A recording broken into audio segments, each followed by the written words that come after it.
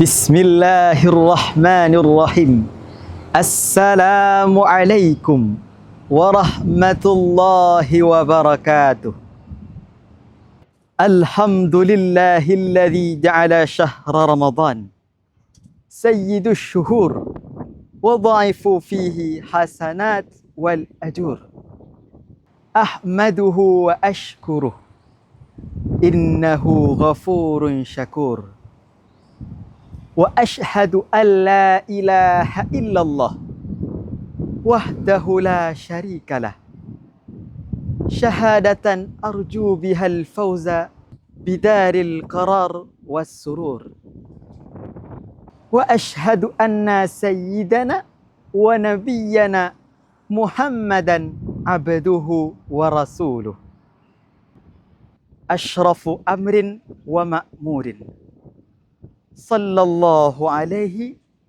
وعلى آله وصحبه ومن اقتفى أثرهم إلى يوم النشر أما بعد أيها الحاضرون الكرام إن شاء الله في هذه الفرصة الثمينة سألقي خطاب حول موضوع موقف طالب العلم. أيها الطلاب، لا ينال العلم عجول ولا ملول أبدا. لا ينال العلم عجول ولا ملول. العجول الذي يريد أن يحصل العلم ويصبح شيخا في أقرب الفرصة وفي وقت يسير هذا لا يحصل العلم، سينقطع، لأن العلم بحر طويل، بل والله ثم والله ثم والله كلما تقدمت في العلم كلما علمت أنك جاهل، لأنك سترى أن الذي تجهله أكثر مما تعلمت. ولذلك يا إخوة لا يزيد العلم العالم إلا تواضعا، لأنه كلما كبير في العلم رأى مقدار ما يجهل. فالعجلة سبب للانقطاع،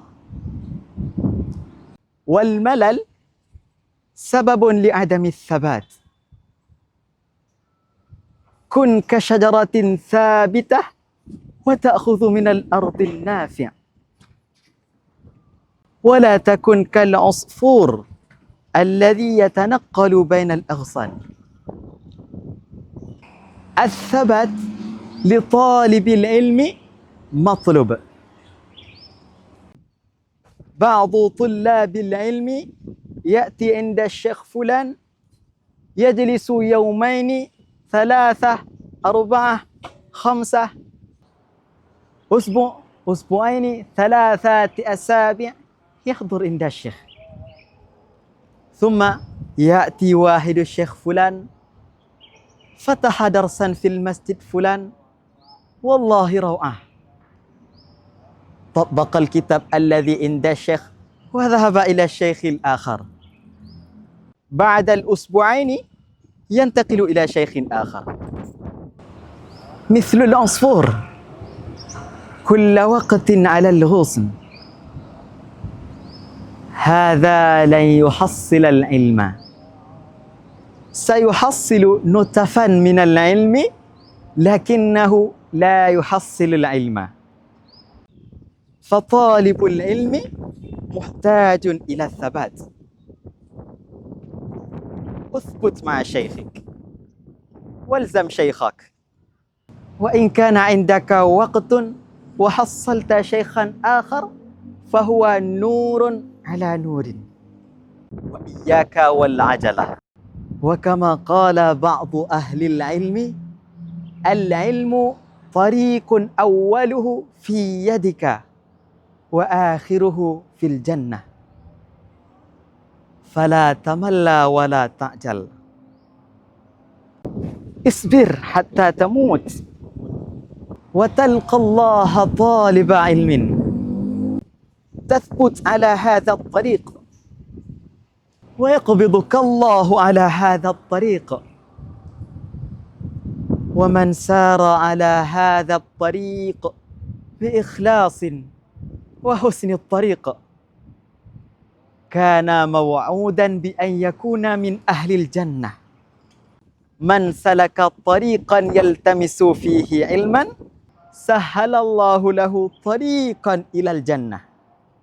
فتحتاج إلى الصبر والثبات، وإياك والعجلة وإياك والملل. أيها الحاضرون الكرام، يمكن هذا مني. شكرا على حسن استماعكم والعفو منكم. آخر الدعاء: اللهم زدنا علما نافعا ورزقا طيبا وعملا متقبلا. ثم السلام عليكم ورحمة الله وبركاته.